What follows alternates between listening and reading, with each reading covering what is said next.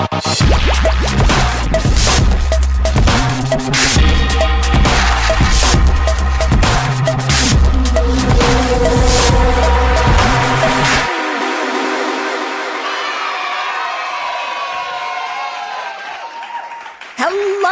and welcome to Saturday night. Hello, welcome to another episode of All the Things. I am Monique Duson. And I am Krista Bontrager, also known as a Theology Mom.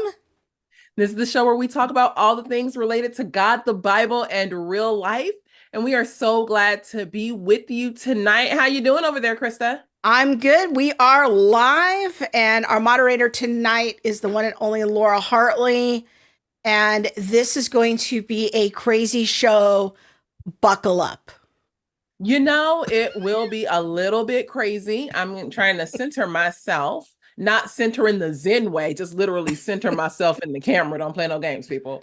All right. So tonight's show is brought to you by the Center for Biblical Unity, Theology Mom, and Family 210 Clothing. If you have not gotten a shirt from Family 210 Clothing, you are totally missing out. But tonight we have the one and only off-code podcast co-host Kevin Briggins with us. Krista, tell us a little bit about what's going on. Because I was a little shocked. Like, I got the notes on the back end. I know. So tell me a little bit about what's going on tonight. So here's the thing. For the last, I don't know, maybe year and a half, 2 years, I've been noticing activity on Twitter that I don't understand. And we are grateful to our donors who, you know, really make it possible for Monique and I to be deployed in ministry full time so that we can track what's on the horizon. You know, we don't want to get caught off guard the way we were in 2020. And so one of the things that Monique and I really try to do is say, hey, I'm seeing more social media activity about this issue. This seems to be coming. This is kind of growing in popularity, or here's the big voices that are starting to talk about this. Well, I started seeing tweets about 2 years ago that I'm like, okay, all of these conversations feel like it's some sort of inside baseball thing happening that seems really important, but I don't understand it. And I've been wanting to talk about these issues for a while, but I felt like I just didn't even have enough of a grasp on the topic in order to have a show. And another thing that this highlights is that these kinds of posts are all over my algorithms, and you're over there in some other silo, and you're like, what are you even talking about? I never see these posts. My posts are, well, I got locked out of my social media for a while, but my posts are still filled with like rainbows and unicorns. And not that the world is, you know, all gravy and rainbows and unicorns, but I definitely haven't seen a lot of what you're seeing, even though I follow a lot of the same people that you follow. But I think part of what we're going to talk about, I'm really interested to get into it. Because I personally, and I'm not trying to be proud, but I think I predicted this back in 2020. So I'll let you weigh in on it, but I said something along the lines of y'all better be ready. Yeah. So here we are. What are we talking about? Like, yeah. Exactly. So let me kind of explain. So I started seeing this theme of the woke right. We're going to put woke right in air quotes here. I first noticed this term. There was an article by Kevin DeYoung on the Gospel Coalition website. It was a review of Stephen Wolfe's book, Christian Nationalism. And in the title of the article, it says, The Rise of Right-Wing Wokeism. And I'm like, what is that? And so, you know, people debate, and we're not going to have this conversation of whether Kevin DeYoung's review of Wolfe's book is fair, unfair, whether he understands Wolfe's project or not. That's not my point. But just the terminology that I started noticing, this right-wing wokeism, woke right kind of a thing. And so I mentioned it to Kevin recently, and he was like, oh yeah, I know what that is. And I'm like, you do? Can you explain it to me? Because I don't get it. And he's like, oh yeah, we can have a conversation. And so I just started sending him all these tweets. Like, what is this? What is this? What is happening here? And he was like, oh yeah, that's woke right. That's woke right. And I'm like, okay, you got to come on the show and just break it down for Monique and I so that we can understand what in the world is this. So Yeah. let's get Kevin on here. Yeah. All right, Kevin. Welcome back. You were just here a few weeks ago. I know. I feel like I live here, you know? Well, hello. Nice to see you outside of the off code. I know, right? Yes. Got on a cardigan. Krista makes me dress nice for her show. Yeah. Off code. We just off code. We show up how we show up. Okay. Yes. That's it. Yes.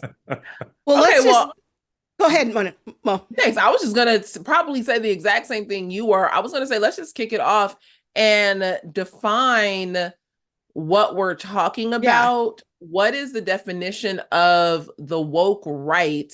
I think that for some, it's going to be like trying to hold like something slippery, like, you know, how do we, like, am I really holding on to what I think I'm holding on to? Yeah. I think the definition of woke is just overall slippery at this moment in time. Yeah. And so now we're adding woke right. Yeah. What is it? Yeah. So I want to show a couple tweets here and then have you guys react to them.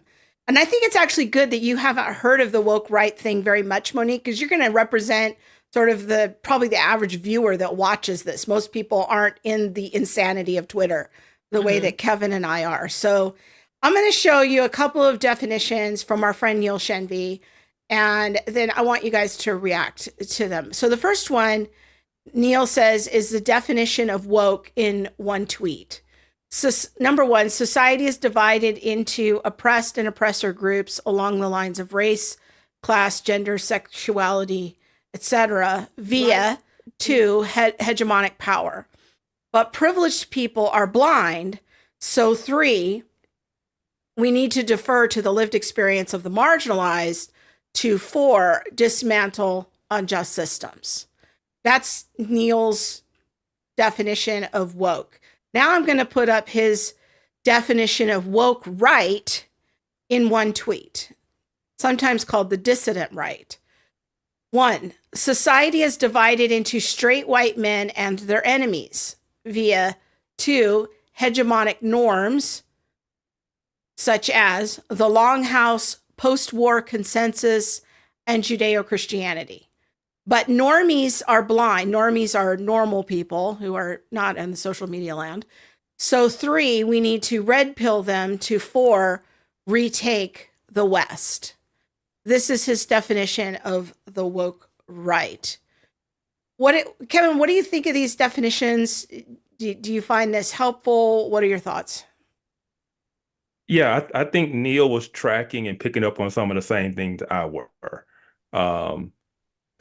Clearly his definition of woke in general, when we talk about the woke left, the way we typically talk about it, was spot on. But then the way he kind of took that same framework and made what we are seeing from the political right now fit that same model, I think was spot on.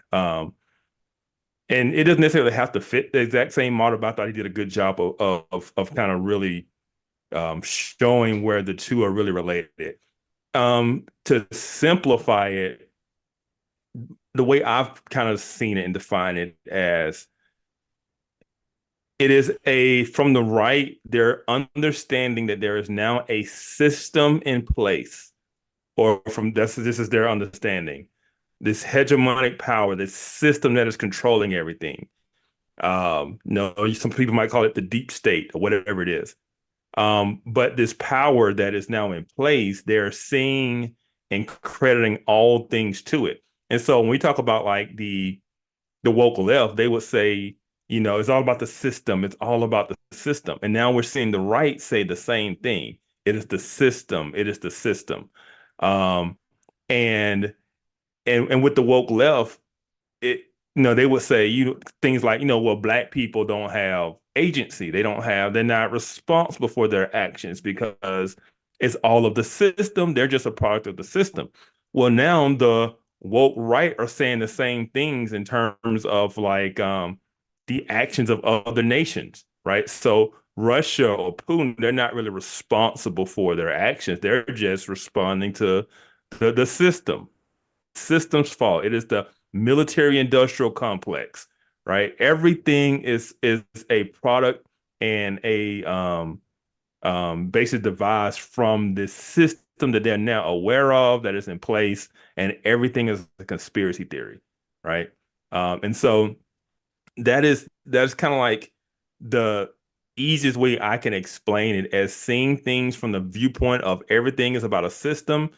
There's a power in place, and everything happens is seen through the lens of this new system that they're now aware of. Yeah, I'm going to And have so Bob it put that second definition up there real quick again, just so that we're looking at it as you're talking. That is, society is divided into straight white men and their enemies. So the oppressed and the oppressor now in this way of thinking is straight white men are the oppressed and everyone else is their enemy. And the hegemonic norms are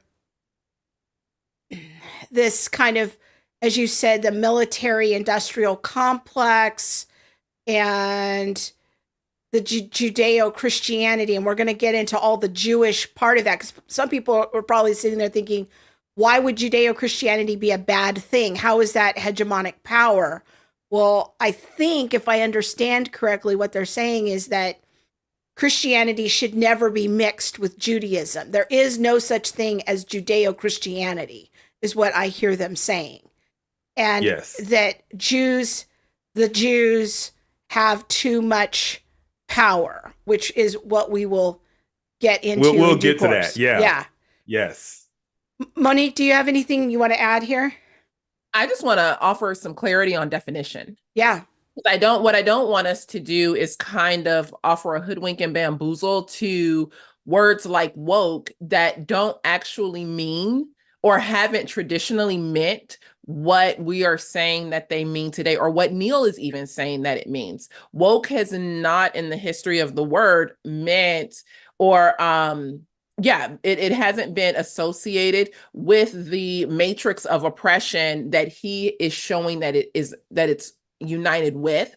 And so for those who are like, oh, that isn't what woke means. Woke means that you're aware of racism and that you might be plagued, or you might be targeted because of the color of your skin, so you need to stay woke.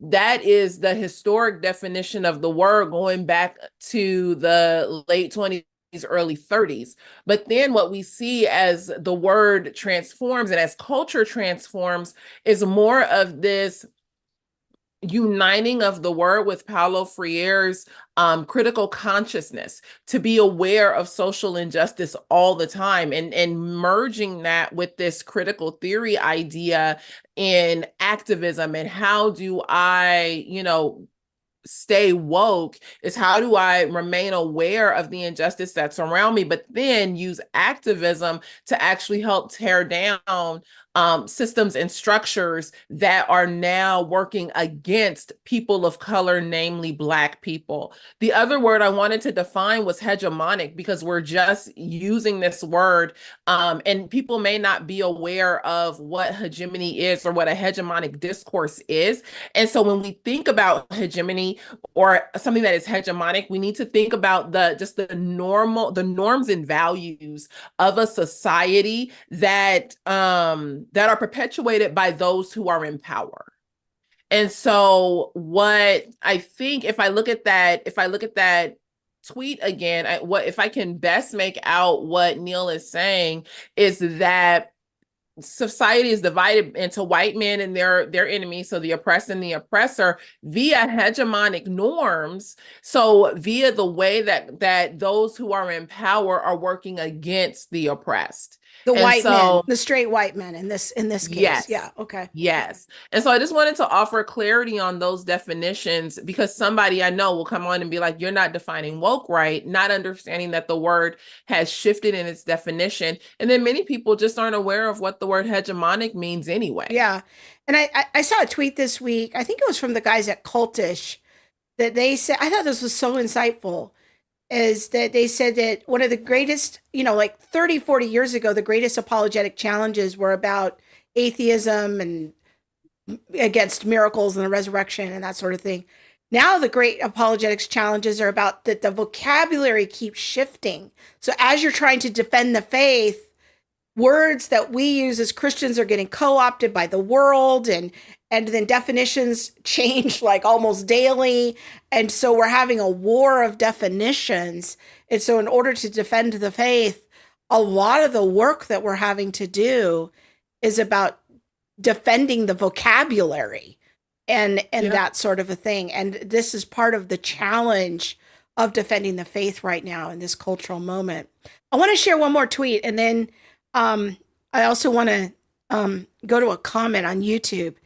This is from our friend Bill Roach, who was on the show earlier this year. He responded to a tweet by William Wolf. Now, I don't know Mr. Wolf. He's a very popular Twitter person. He's in the Southern Baptist stream, from what I can tell. And he's kind of under the banner of Christian nationalism broadly. And he says, you scroll up just a little bit, Bob, there's no such thing as the quote unquote woke right. And then Bill responded by saying the woke left, calling everything racist until you control it. The woke right, calling everything secular until you control it. See the pattern? Question mark. I'd love to get you guys to react to what Bill is saying here, in this approach. Go ahead, Kevin. Yeah. Yeah. So I've seen the tweet and I get what he's saying. I haven't seen the pattern he's calling out, like calling everything secular. I mean, knowing what I know about Christian nationalism, that would align with it, right? Because if something is secular, it needs to be brought under the banner of Christ, right? That is Christian nationalism. But I haven't seen like the pattern I get the parallel he's making. I just personally haven't seen that. Oh, I've seen this. I've seen this quite a bit. Okay. And so what we have to understand, as far as I can tell, and again, people are going to have to understand that all of this is our effort to try to understand something that seems very difficult and is emerging. So we might make some mistakes. We might have some blind spots with something so new. But it seems like the quote unquote woke right issue, conversation, position is under the umbrella more broadly of Christian nationalism. Now, not everybody who's in that conversation about Christian nationalism is part of advancing some of the ideas that we're going to talk about that are part of the woke right. So we don't want to say that. But there is a segment of that conversation. And so that is under the Christian nationalist banner, and the woke right kind of go together. And this is what's made it so difficult for me to untangle these ideas, because it's kind of two separate things, but it's enmeshed with two broad ideas. The way I describe it is the Christian national conversation we were having, to me, is the woke right 1.0. What we're going to get to later on is what I call 2.0. Okay. They're both the woke right, but it's evolved into something else. Or so is there are evolving. plenty of people who are, there are plenty of people who are still with that generalized Christian nationalism who would not ascribe to what we're going to get into later, to where some of the bigger national voices are trying to take us and lead us and hint at certain things. And so, it is related, but also completely separate. And I think that it's also important to understand that going back to Bill's comment about them trying to make everything secular, calling everything secular until you control it. I've seen these kinds of tweets, where they will come on a thread and, if everything isn't explicitly Christian, every holiday and every way that you're talking, they will come on a thread, these people, and they'll say, you're gay, you're castrated, you're a eunuch. They'll make all kind of derogatory comments about what they see as being weak Christians. And they would probably see us as being weak Christians if we don't adopt some of the ideas that we're going to talk about tonight. But okay, so going back to what I said at the beginning of the show, to me, this just seems like the pendulum swing all the way to the other side, or like people who are very upset, especially like when I look at the tweet about white men and everybody else is their enemies and things like that. Like, is this an overcorrection to the last 4, 8, 12 years of putting down white men? And well, that's Victoria's comment on YouTube. That to me, that's what it is. But I said this in 2020. Yeah. And it was like, well, and in 2020, to be quite frank, my words were, what are we doing, Black people? Like, do we not remember what happened when white people were really upset the last time? Hashtag slavery. Like, and that was being said like a lot in jest, but the reality is that people will only take so much for so long. And I think that's just part of our human nature to a degree, to at some point stand up, and whether we're using the tactic of the enemy against them or whether we come up with something new, I just think that people will only lay down and take mess from people for so long. And this is kind of in reading like Stephen Wolf's book and hearing some of the people who are talking about Christian nationalism and, what does it mean to be a man? And no, I'm gonna be proud of my white skin and all of that. I kind of just see it as like an overcorrection to a very real problem that actually does need correcting. Well, that's kind of Victoria's question on YouTube. She says, this is interesting. Can there be some truth that white men might feel attacked? And I think that there is that component to the conversation, but it's also going much further than that, which, we will get into. And I don't think that it's white men in their like feeling that they're being attacked. I think there is, and especially in 2020, 2021, like this very real component. We're not giving white men tenure. We're not doing this. Like, you need to be less whiter. White men in Christianity and all white men are racist, and the white male patriarch, down with the white male patriarch. Like, they're not just in their feelings for no reason. Like, there are things that needed to be corrected, needed to be spoken into. And now I think that instead of like landing that at a biblical place where, yes, we are going to speak into it, we're going to speak into it with scripture and with truth, they've just taken that to the other side. Well, let me go ahead, Kevin, and then I want to read another quote. No, I'll just agree with Monique. Okay. I was going to bring it up later. You're 100% right. This is a overcorrection to the woke left. It is an overcorrection to critical race theory. It is an overcorrection to queer theory and all the attacking the norms and, heterosexual white Christian men being at the top of the oppressor, pyramid. And now everything's being attacked, thrown at them. Yeah, they're going to get a response from that eventually. Yeah. Right. And I've said it for years. I know the conversation, but President Trump is the result of that. Right. You can't come at people and bully people. Eventually, they're going to get a bully to fight on their behalf. Right. So if you want to understand the Trump phenomena, you got to understand the woke left and all of this big push of critical race theory and white people are bad and white men are bad and Christians are bad.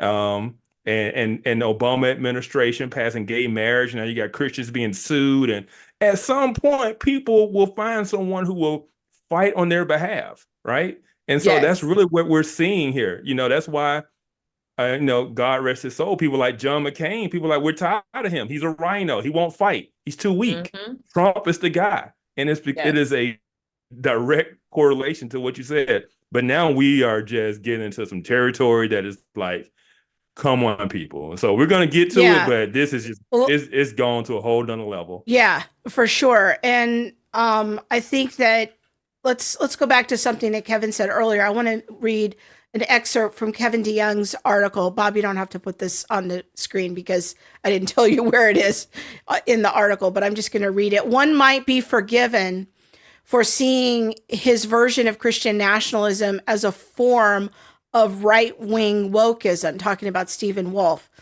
What does it mean to be woke if not that we're awakened to the reality that oppression is everywhere? Extreme measures are necessary, and the regime must be overthrown. If critical race theory teaches that America has failed, that the existing order is irredeemable, that Western liberalism was a mistake from the beginning, that the current system is rigged against our tribe, meaning, I think, Christians, and that we ought to make ethnic consciousness more important, it seems to me that Wolfe's project is the right-wing version of these same impulses. And again, that's a quote from Kevin DeYoung's article reviewing Stephen Wolfe's book, Christian Nationalism. But I think it captures kind of in a succinct way. And again, we can debate whether or not Kevin DeYoung understands Wolfe's project and all of that. I'm not here to arbitrate that. But I think that this is a nice summary of the concern and the mindset of, hey, the system is rigged against Christians, against white people, and that there needs to be a banding together, if you will, on these issues. Monique, what are your thoughts? I think that he is very eloquently and very articulately describing Paulo Freire's critical consciousness. And, and that's what we're seeing, I believe, one from the left in, this idea of woke and being, especially when he says, and that we ought make our ethnic consciousness more important. I wonder if on the other side, it's more about your religious consciousness or the consciousness of what it means to be white. I would have questions for exactly what that is on the other side. I know what it is on the left, but on the other side, what is that consciousness that people are looking to ascribe to? And I can see the overturning of the injustice and the laws that are being passed and things like that. I would assume that the consciousness that they would want people to arrive at is some kind of consciousness of their spiritual beings or Jesus or Christianity. You know what I mean? Like there has to be some kind of consciousness on the other side if we're gonna call it woke and make sure that woke is on par with the woke on the left. Yeah, that's a good comment. I don't know where Kevin went. He turned his camera off. So sure we'll just continue. I hope everything's okay. Oh, okay, there he is. You okay, Kevin? Yeah, I had a crying kid come in the house. I had to see what was wrong. Everyone's still breathing? They're okay? We're good. Okay. We're good. All right. Well, let me show a Candace Owens tweet. And then, Kevin, I want you to react to it because you sent this to me. And I want you to now we're going to start diving deeper. Like we've only done the superficial work so far on the woke right. Now we're going to be getting into I think, some of the more disturbing aspects of the conversation. So this is a tweet from Candace Owens. This was just yesterday.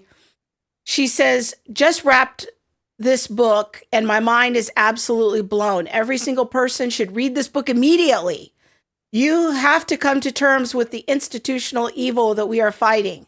From pharmaceuticals, psychology, the judicial system, media, and intelligence agencies, you can draw a direct line from the Manson murders to today's Diddy lawsuit. Must read. And the name of the book is Chaos, Charles Manson, the CIA, and the Secret History of the 60s. So why did you send me this tweet, and how does this connect to the conversation about the woke right? Yeah, it shows what she's aware of now. She's awakened to the system, and everything is controlled by the system, from pharmaceuticals to the justice system, everything, the CIA, the intelligence community, everything is tied together. Everything is, you can understand the world now if you have your eyes open to this. You can understand the world and draw a direct line from the Manson murders all the way to Puff Daddy being indicted right now. Like, the world is now made sense to her now that she's been awakened. She has a new worldview, essentially.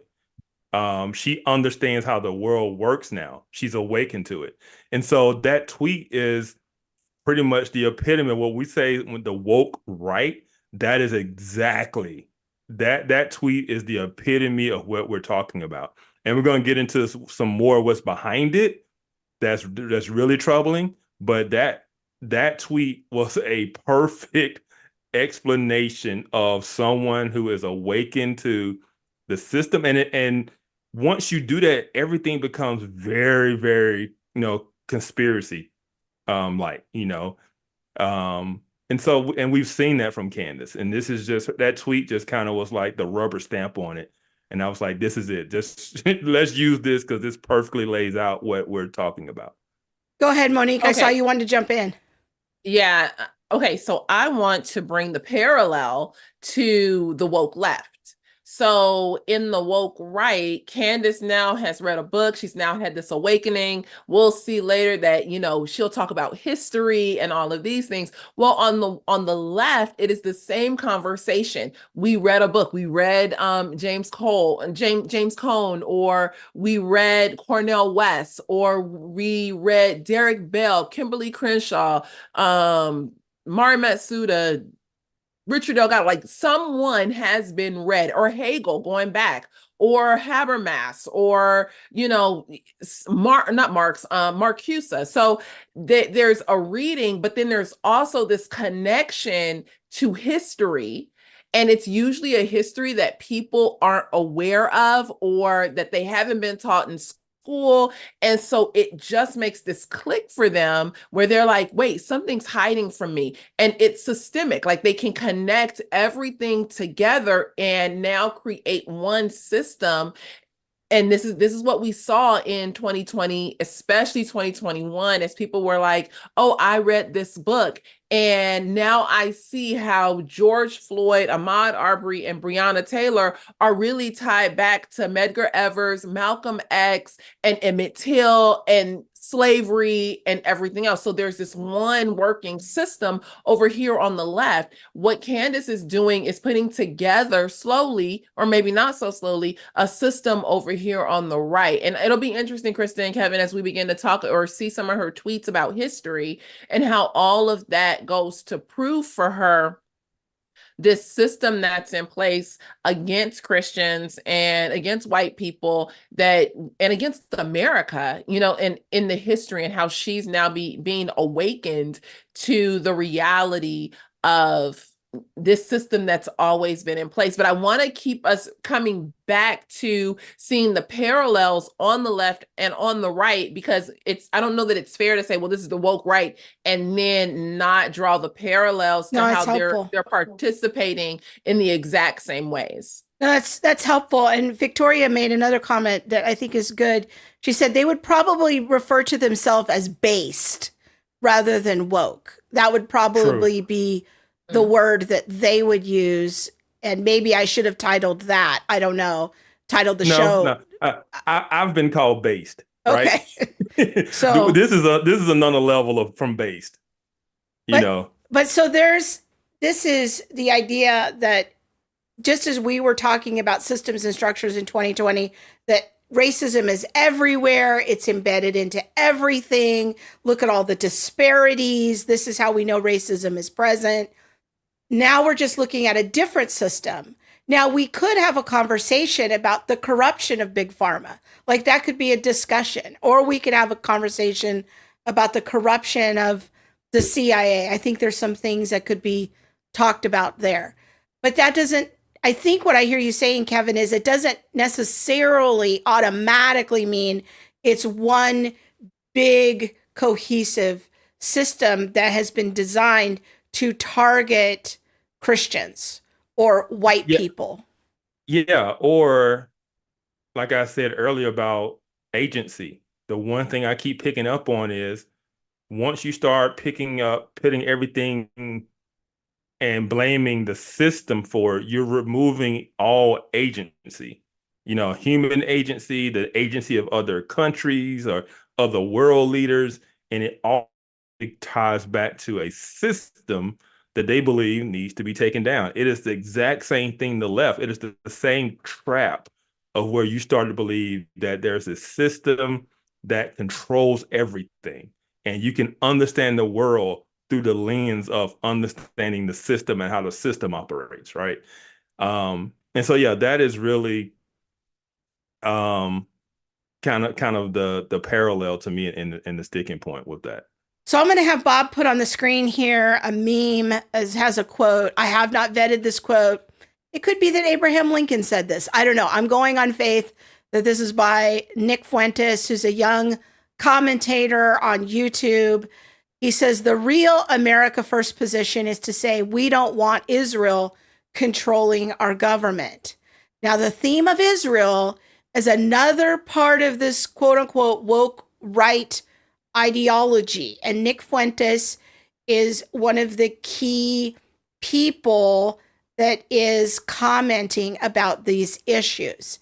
Now, Nick Fuentes has a lot of defenders. He has a lot, and these people are very energized. But when we hear the phraseology America First, I think that in general, people think like, yeah, that's a good idea. We want our country and our tax dollars to stay here and to defend our country and do things that are good for our country. But that's not exactly what Nick Fuentes means, is it, Kevin? It is not. And this is where we start diving into the 2.0 and the dirty, because we talk about this system. Well, who controls this system? On the left, it's straight white men. On the right, the controllers of this system are the Jews. And it is a old kind of, racial trope of Jews. And it's come full circle again of, oh my goodness, the Jews control everything and everything is the responsibility and the cause of the Jews. And or that there's a general, when I've talked to my friend Callie Mitchell about this, who's in a Jewish context, she says it's either like active hate toward Jews or that there's a general suspicion about Jews. So and so what Candace has done, and people like Nick Fuentes, since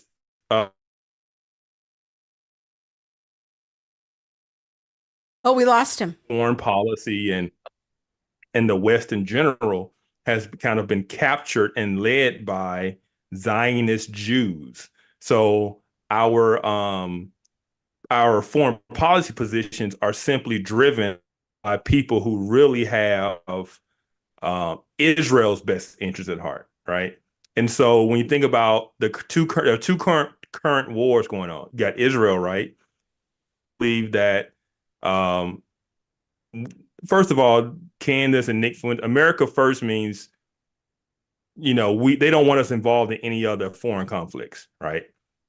And so they start with the position of we shouldn't be in this, and then they work backwards in trying to convince people why we shouldn't be, without even considering the facts of the situation, right? They have a position, and then they argue backwards from that position.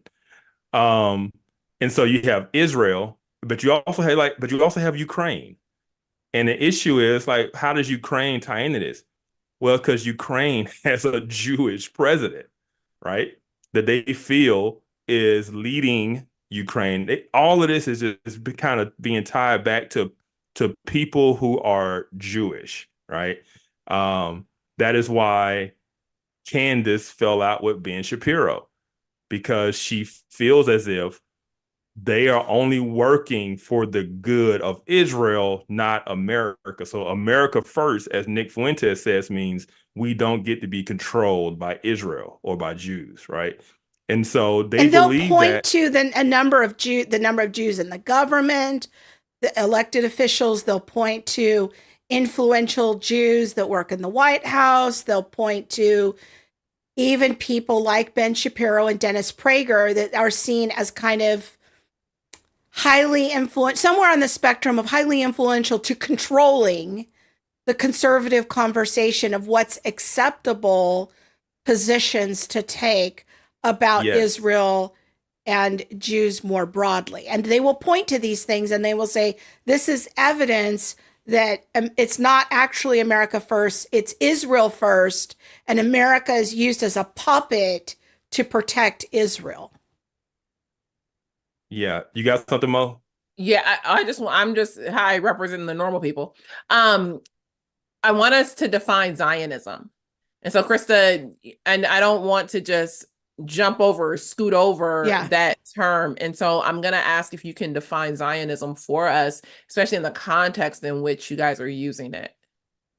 Well, I think the most broad definition of Zionism, as I understand it, is that that Jewish people have a claim to the land that we call Israel, and that there's this effort to return to the land, to return from the diaspora to the land of Israel. That's like it also is connected to the idea that the geopolitical state of Israel has a right to exist.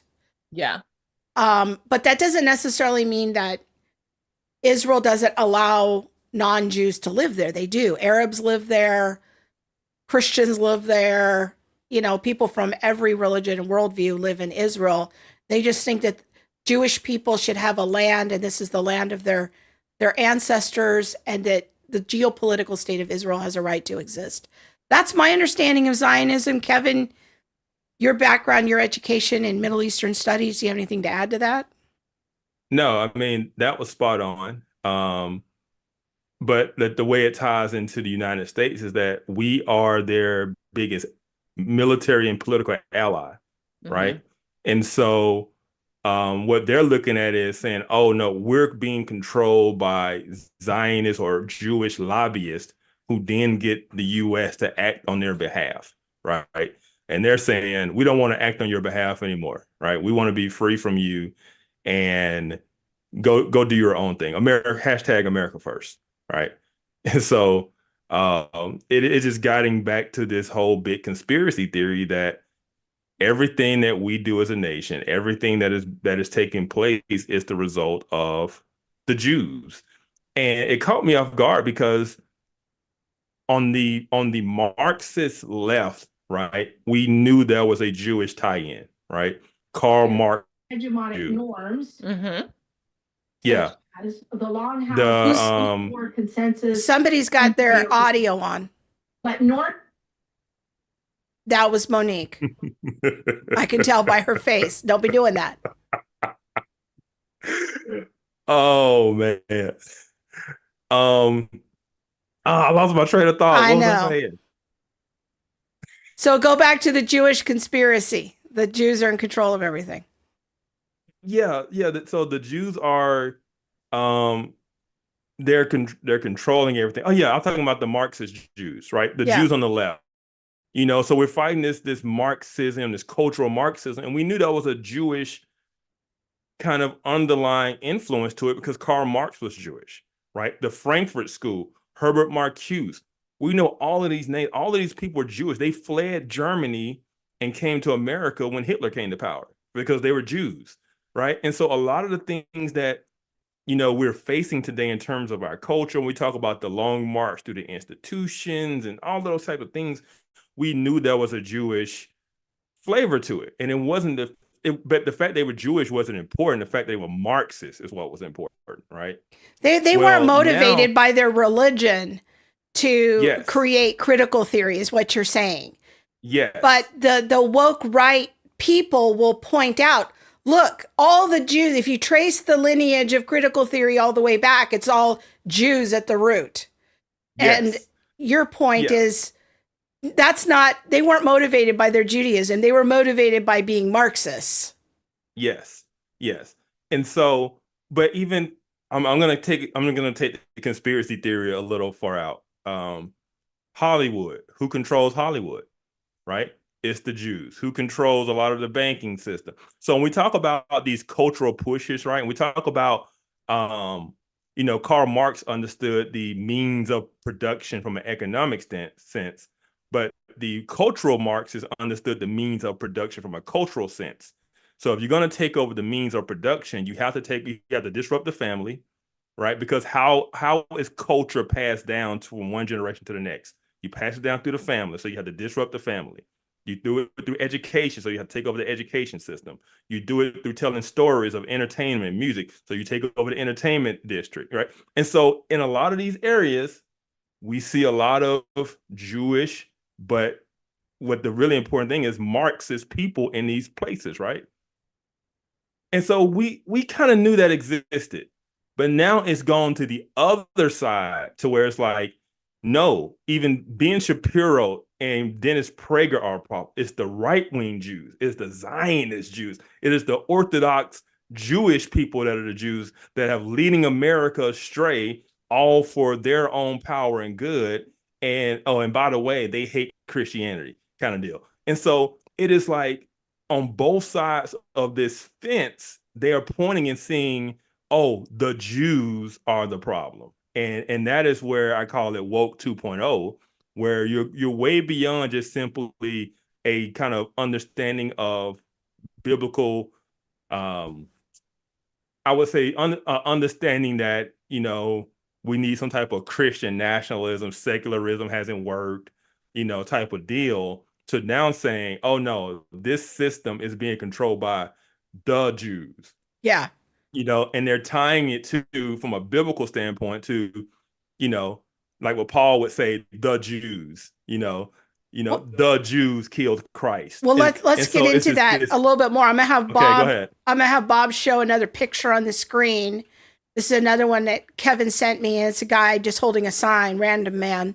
It says, "Keep all your Jewish blessings: communism, sodomy, pedophilia, gay marriage, transgenderism, porn, usury, debt slaves, white replacement, endless wars, child trafficking, media and tech censorship, mass vax campaign, racial tensions, and open borders." So there's an attribution here that there is this system, this big net, that Jews are responsible for all of these things. So, for example, apparently there's a Jewish guy who owns Pornhub. And so that's where we get to pornography as being on this list. And so there's a thought and or a suspicion, oh, look, the Jews are doing this. They're bringing this toxic thing of pornography into culture. They're destroying our culture and all of that. And so this is the big conspiratorial, I'm going to call it systemic kind of thinking that this woke right, we'll call it woke right 2.0, seems to be drifting into. Monique, I could tell you want to say something. I just think this is so sad. Like, this is what happens when we take our eyes off of Jesus. And I'm not trying to like over spiritualize it, but on the one hand, even if there was a Jewish person behind everything that was on that sign, it doesn't mean that, quote unquote, the Jews are trying to infiltrate or, take over the systems in America. I think at what point did people on the right take their eyes off of the gospel and take their eyes off of scripture and the reality that sin is still sin and it's still prevalent? And so when I see someone with a sign like that, I feel like that is the same thing as looking at what we saw with the riots in 2020, when people would, blacks or whites, whatever, who were on the other side, and they would hold up their signs that said racist, and then they would mark down all of the things that someone was now considered racist for. You believe in Christmas. Look at the Smithsonian and their page on their website about whiteness. Whiteness is you are white. You are part of like the dominant group. You believe in Christian holidays. You believe in meritocracy. You believe in kindness. You support the law and systems of the law. I could replace all of these things on this sign and say, keep your whiteness, keep all your white blessings. You know what I mean? Like, these are traditional family, marriage, being on time, respecting authority, all of that.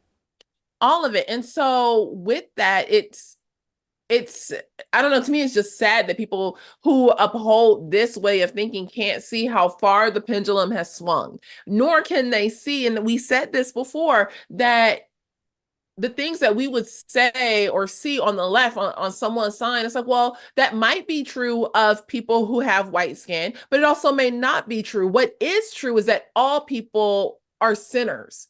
And if all people are sinners, then some people might have a bend toward this sin. But I would say that it would be the same on the other side. Like, all people are sinners, and some people might have a bend toward this sin. What I can't do is now throw all the Jews out with the bathwater and be like, well, because you come from this ethnic and religious tradition, that you're now part of the problem. But that's what it seems like is happening. And let's show another tweet here, Bob. The next one in the queue, the Soldier of God. I don't know who this person is, but this is another one that Kevin sent me to kind of as an example of this mindset. It says, don't hate anyone, but you are just a dishonest individual who hasn't done the research. If you defend Israel lobby weaponizing CIA and U.S. military might for world domination, when below the surface it's clear their intentions are destroy Christianity just like they killed Jesus. Give us your thoughts on that tweet, Kevin. Just pretty out there, pretty disgusting. Like, that is the epitome of the conspiracy theory. The Jews are the problem. The Jews killed Christ. They're using our CIA and our military to dominate the world, all for their behalf. So this whole time we were thinking it was America first. This whole time we were thinking that we were doing these things for America, but now it's really come to light that no, all of these things were being done for Israel. This is all the Jews doing. The Jews are dragging us into wars. The Jews are doing this, and I don't know if you're going to show the Candace one about the military. Yeah, we can put that one up up next. Yeah, she's right in line with this. So this is Candace Owens again. This is from her Twitter feed back on April 30th. Baked into the concept of joining the military is the defense of our homeland first and foremost, not the homeland of foreign countries. Given the state of politics, I cannot think of a single reason why any American would sign on to serve. We are clearly no longer sovereign. And there's people who do have concerns about our sovereignty in light of some United Nations policies. But connect these dots for me between this tweet and, she's saying thoughts. We're not sovereign because we don't control our own country or military. She's saying we're just the puppet of the Jews. It's all the same. We're not sovereign. And so she's like, why would anybody? And I'm being honest, from a military standpoint, it's complete ignorance to geopolitical, how geopolitics works. As the United States, we have allies, we have relationships, and we have treaties. And when one of our allies, one of the things that makes the United States this prominent position is the fact that we get cooperation from other nations based on the fact that they know that we will come and defend them when the time is needed, right? So this idea that if you join the military, you're not expecting to fight for foreign countries is complete nonsense. We know we have allies, and like NATO, and if our allies get attacked, we're going to go fight for them. Or in the case of like Israel, we know Israel is our ally. We're gonna support them. What like this idea that we own like the United States military, some kind of internal defense force it's just stupid. That's all I can say. We have been a global military for decades. We're not an internal defense force here just to protect the shores of America. No, we protect America's interest around the world, right? But what Candace believes now is that no, we've only been protecting Israel's interest. This is all about the Jews. This is all about Israel, and we aren't a sovereign nation anymore. And so that's when you get to the whole, Christian nationalism, because Christian nationalism is the equivalent of the revolution. It is the equivalent of we have to take back the West. It is the, is I've identified the system, I've identified who's behind the system, and now we need to act. And the way we act is we make sure Christianity is the ruling force in the nation, right? And that's how you get to tying into Christian nationalism, and that's why you get her tweets about Christ is King. Her Christ is King is the equivalent of Black Lives Matter, right? It's something that the term we agree with, but when you look at what's behind the term, you realize it's not what you signed up for, right? And so her whole Christ is King is just simply anti-Semitism against the system of Jewishness that she believes is controlling the country. And so therefore, we need to get back to Christianity, and we need to get back to an America first, which means to detach ourselves from the Jews. Well, and I think that this conversation about they crucified Christ, which I'm seeing a lot on Twitter, that these people often cite Acts chapter 2 and verses in John, and that where Jesus, is definitely not painting the Pharisees in a positive light. I mean, they are definitely pitted in the Gospel of John as being the enemies of Christ. But it reminds me of, well, we're going to have these conversations against Jewish people as still being corrupt and quoting these Bible verses. It's kind of like the conversation we were having in 2020 about generational guilt. And so we've been having this national conversation of, well, I never owned slaves. I wasn't part of the slave trade. Why must I pay reparations? That makes no sense. We don't hold the children responsible for the sins of the parents. But I mean, help me, Kevin. I mean, am I missing something? Because that's what this rhetoric sounds an awful lot like. It is BLM in 2020, where we're going to trot out some Bible verses and make that like some kind of umbrella curse over the Jews for all generations. Yeah, it's kind of what Mo pointed out earlier about the system or of whiteness. It is the new version of whiteness. And so they could say, well, it's not that, all white people are this, but it's the system controlled by white people, right? This is the system controlled by the Jews. And so you even becomes to a point where you kind of spiritualize it to where the Christian fight, right? So if we place it to an American Western context, right, we can very easily get into the fact where we start to conflate where our Christian fight is really against this cultural Marxism, right? And so you can make it to where the fight that we're called to as Christians all along has been this fight against evil, and it's the fight against the Jews, right? And that's why that guy signed about all of those things, right? All of those things being, tied to Jews and Jewish blessings, right? The fight that Christians are supposed to be fighting, that we need to be fighting to save the West, to take back America, to take back our country, is this fight against the Jews, right? And they are not, I want to make very clear, there's a lot of voices in that stream that are like, we don't want anything to do with Judeo-Christianity. There is no such thing. There is only Christianity. And so I don't have commonalities with people like Ben Shapiro or Dennis Prager, in terms of worldview. What needs to be the dominant worldview in America is Christianity.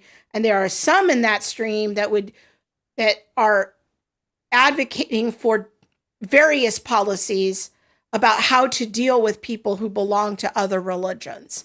Everything from, we won't give them building permits, to build houses of worship if they're not Christians, to fines, to taxes, to imprisonment. Like there's a whole spectrum of ideas on that side of it. But this is, and people might not have met someone in their church that holds to this position, but I'm seeing more and more on Twitter that pastors are like, I got this guy in my congregation who's saying this stuff. I don't understand it. Yeah, Mo.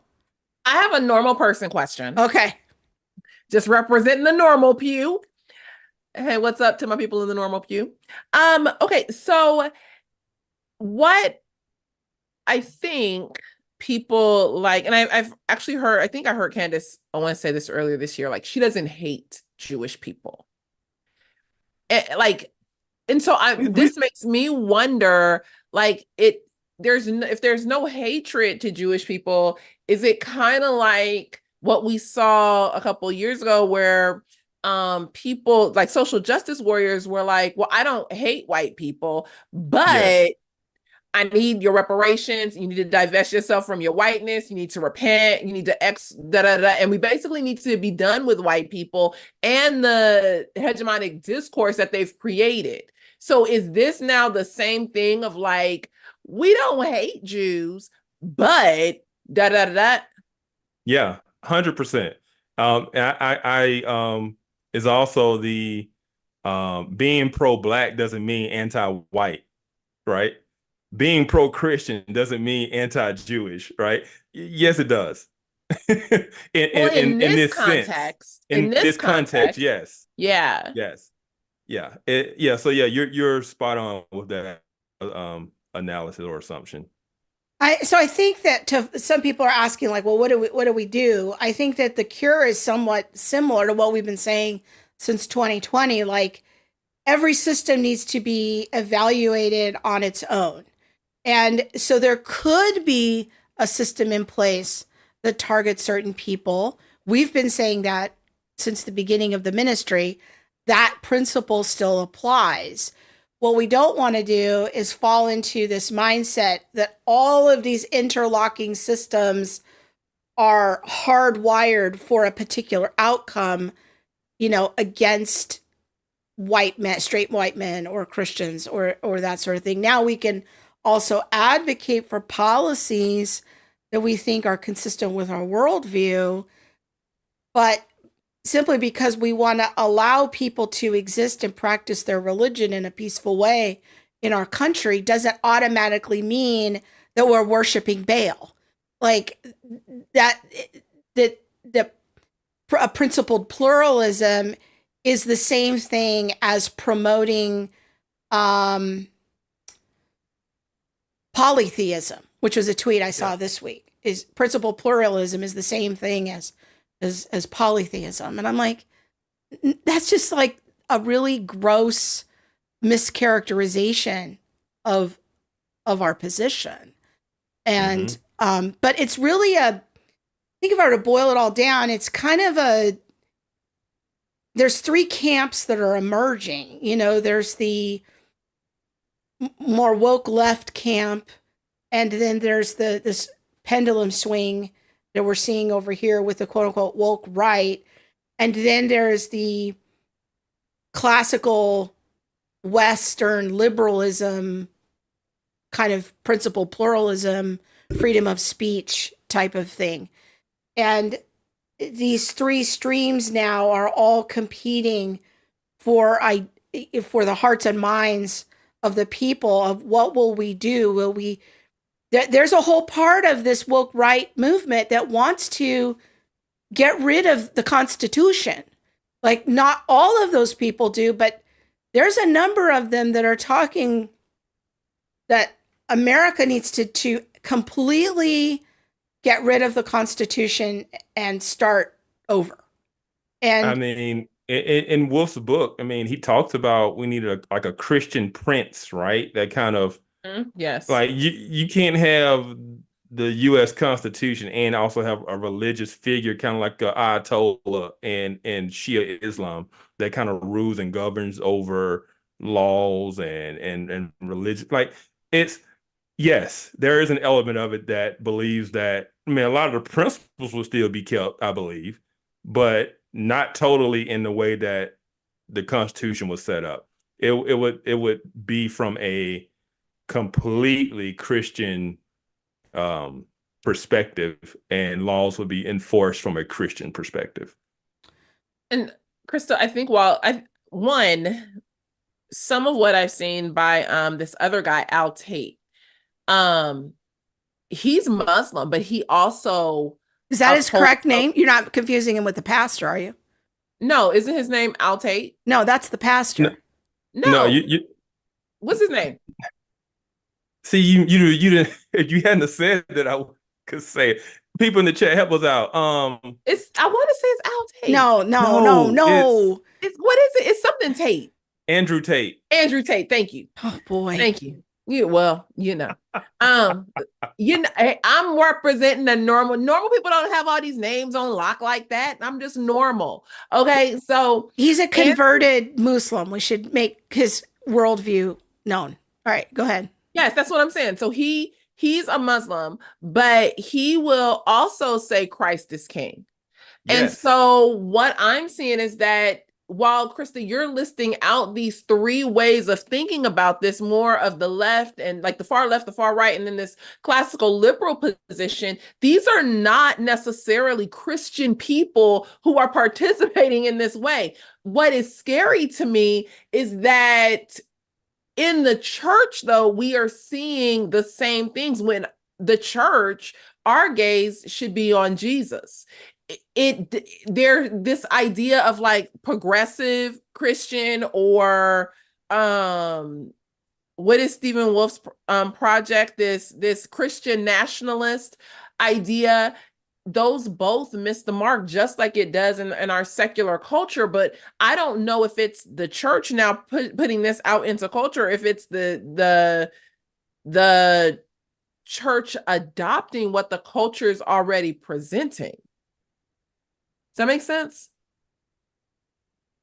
Yeah, no, it does. Krista said no, it didn't.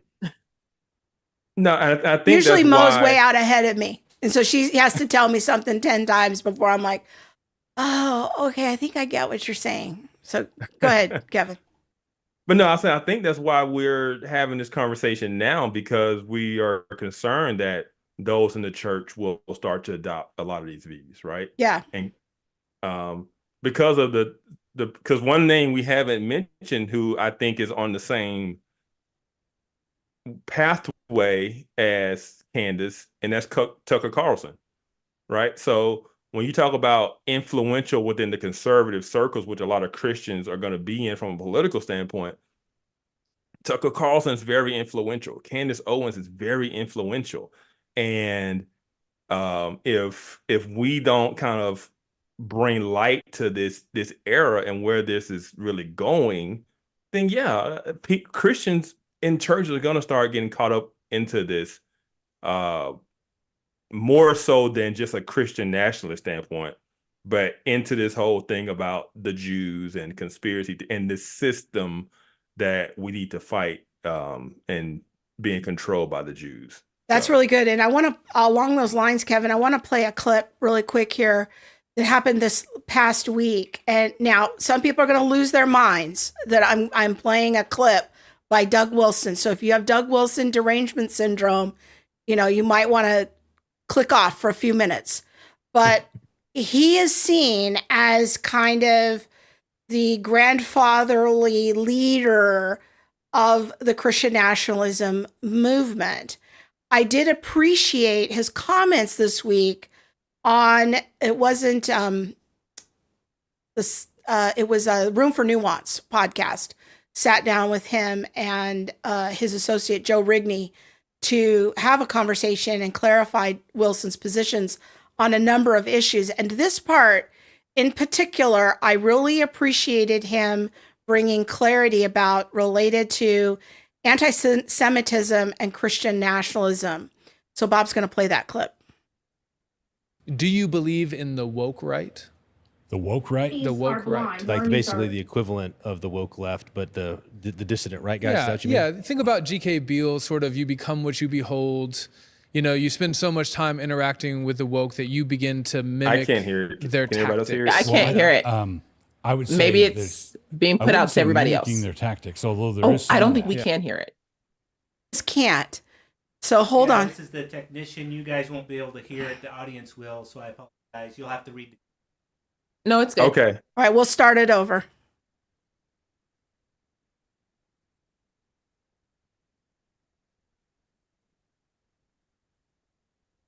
Do you believe in the woke right?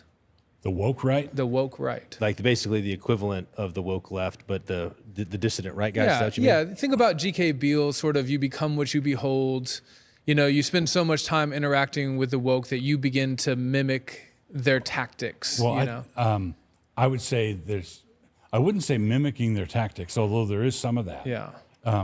I would say that, and this is something I'm actually quite concerned about on the right, is identity politics. Yes. Is very much a danger on the right. Yes. Okay. We don't want to just do it better than them. Right. Well, which is what a lot of people on the right are doing. These are people who have been taunted their entire adult lives for being white. So Okay? three, and finally they say, okay, I can't do anything about it. I might as well be proud of it. So I might as well embrace it, and I'll take a page from your book, and there is Not your book. a page from the woke left. Yeah, right. So I'll take a page from Saul Alinsky. I'll take a page from those guys, and I'm going to be white and proud. I'm going to start hating Jews. I'm going to start, I'm going to start doing the thing, and that is a big concern of mine, and I regard it as almost entirely the creation of the left. Now, I do appreciate Doug Wilson's comments here in clarifying, quite strongly his opposition to anti-Semitism, and he makes a number of other very clarifying comments in that discussion. And I think that he's trying to put some daylight between himself and some of these kind of what we were calling earlier the woke right 2.0 people, while still trying to advocate for a general idea of Christian nationalism based on general equity, which is a whole other conversation that we could have. But and we could weigh out whether we agree with this project or disagree, or have all of that conversation. But I do appreciate the fact that he made these kinds of statements, but I also think it acknowledges to some degree what it is that we're talking about tonight, that he's acknowledging this is a problem. Yeah. Like I said, we couldn't hear it, but I could read it, and it seems like he was saying the exact same things that we've been saying tonight. That he's observed that. I mean, he even said, you're going to start hating Jews, and it was like, wow. Like I said, we haven't really seen anybody else point this out or really call this out to the level we're talking about it tonight, to this 2.0 version of it. But the fact that Doug Wilson is seeing that himself, or knew that it could be a result of this new movement, I think that's very telling. Do you want to weigh in, Mo? I'm still trying to put all the pieces together for me. And there, so no, we can keep going. All right. So in thinking about, I'd like to kind of land the plane here with returning to scripture, because I think what this conversation does, combined with conversations we were having in 2020, it really points us once again how important it is to have a biblical worldview.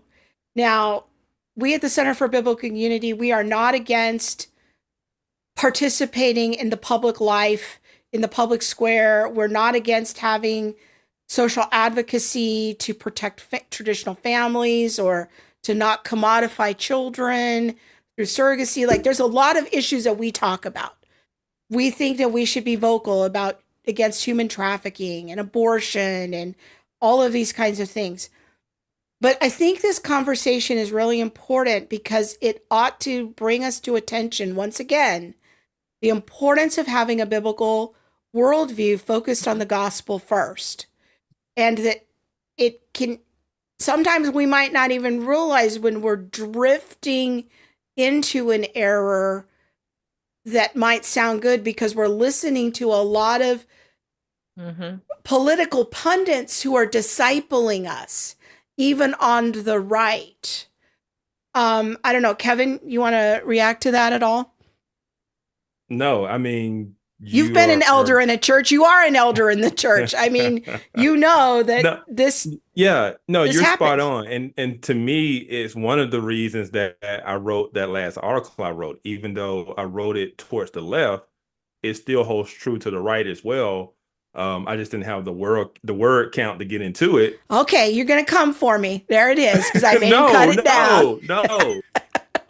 Because because you were right in my first version of it. I did try to touch on some of this, and you basically said I would have to dive in too deep to flesh it out, and you were right.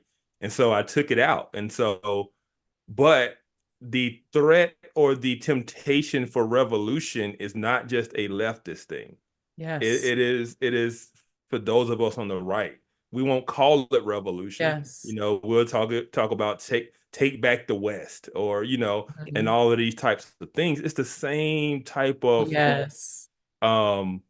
of temptation for revolution. Because if we go back to Jesus from a political standpoint, Jesus was not very political in terms of addressing the political powers of his day, right?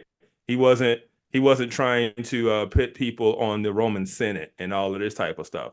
He said, no, go make disciples, go spread the gospel, right? So we want to talk about what our mission is. That's what our mission is as Christians. That's what we're supposed to be doing, regardless of the political climate or the political situation we find ourselves in, right? So to a lot of cases, a lot of this stuff is really a distraction for the church and what we've really been called to do. But that temptation is there to overthrow the system, to protect our rights, to do all of these things that we would normally blame the left for and call it, as we would call it, a revolution. On the right, we're just as tempted to take the same type of actions in our own causes. Yeah. To me, what you're saying just reminds me even more that people are people. Sinners are sinners. And when sin is present, people will participate in certain ways, or they have the possibility or potential to participate in certain ways. And I think that is what we're seeing on the left and on the right. The actions aren't that different. Why? Because people are people and sin is sin. And when sin shows up, we get some of the same things. And this is why it's so important to have a biblical worldview. This is why it's important to keep our eyes on Jesus and on scripture and remember that neither the donkey nor the elephant can save us. This idea of being on the right and this idea of being on the left is not going to be what saves us, nor what could, possibly turn our nation around. The right don't have the power to turn our nation around, and neither do the left. That is through the power of Jesus and through the power of the Holy Spirit. But yet what we're seeing is, again, like humans in their own wisdom, devising their own strategies and plans. And unfortunately, as people do that, pendulum swing. And so, Kevin, what I hear you saying is that, yeah, the pendulum is swinging as people are trying to figure out what is their best move forward. Yeah. I'll be honest, I didn't see this coming. We thought the pendulum swinging would be, something we didn't have to worry about, maybe some neo-Nazi type people, the whole white supremacist clan, I mean, I knew. I said in 2020, y'all watch. People gonna get pissed off. And when they get pissed off, they're gonna have enough. And enough is enough. And unfortunately, this is what we're seeing. This is the enough. Now, they didn't took it enough 2 and 3.0, but I just think that people are like, I'm done. Tapping out. Yep. I want to end with our friend Lisa Spencer's comment on CFBU Facebook. I find Lisa always thoughtful. She says, be careful who you hold as heroes. We can be so enamored with public figures that will drift with them if they go off track because we can't believe they're wrong. And this is why we do what we do, and why Monique and I and Kevin are always monitoring social media, because we care about everybody who follows us, and we want to help, like, hey, this is probably not the way to go. Like, we're starting to see this trend. Let's pause. Let's go back to scripture. Let's talk about things. Let's get reoriented and have our compass going true north, going toward the God of the Bible. Let's ask some questions about syncretism. Are we mixing our worldview with too much politics? Are we starting to drift into some error? This is why we do this. And I think that Lisa is right on the money with that. We have to be careful. Even if we enjoy certain voices, we need to be on alert. Yep, absolutely. Yeah. And we broke the cardinal sin tonight, y'all. We punched right, and we're not supposed to do that. You got that right. There's definitely a mindset of no enemies to the right. Like, we should never talk about errors to the right. We might get some letters. People might make reaction videos about us because we said a lot of things that were a little off code tonight. In fact, Kevin, why don't you tell people about the Off Code podcast, what you guys are trying to accomplish there? To me, it is the most, people just don't know about it. People lack awareness about this very valuable resource that you guys produce. Yeah. So the Off Code podcast is a podcast that myself and Monique co-host together, where we discuss issues of the Black community through a biblical worldview. And these things are not just for a Black audience, they're for everyone, because so much of what happens in the Black community gets put on a national plate or national scale, and it gets politicized or it gets used a certain way.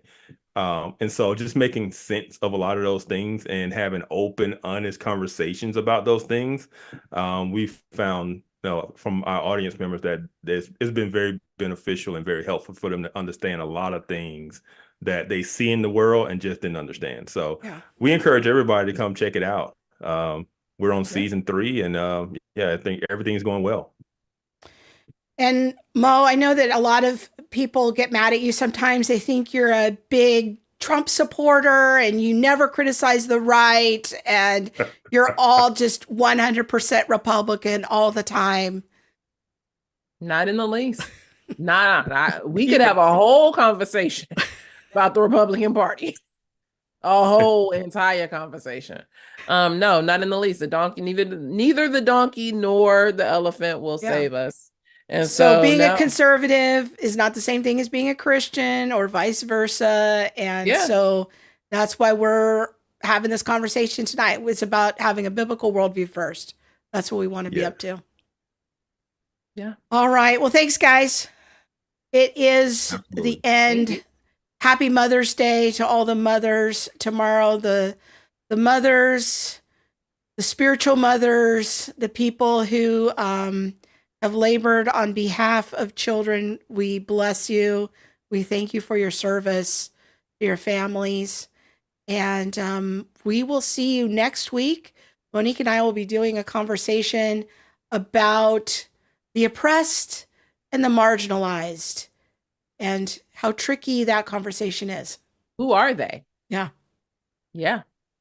It's a great conversation. It'll be on pre-record because Monique will be in Pittsburgh. If you're going to be in the Pittsburgh area next Saturday, tell them where you're going to be, Mo.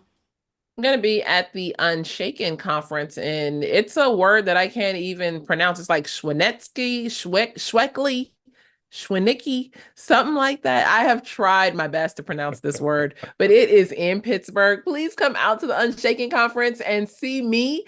Elisa Childers, Natasha Crane, and Frank Turk will also be there. But come on, honestly, just come out to see me. All right, friends. I love them. We will see you soon. Thanks so much, Kevin, for your help with the conversation. And anytime. We will see you guys. We'll see Mo and I will see everyone next week. God bless. Bye, normal people. Hold down the pew.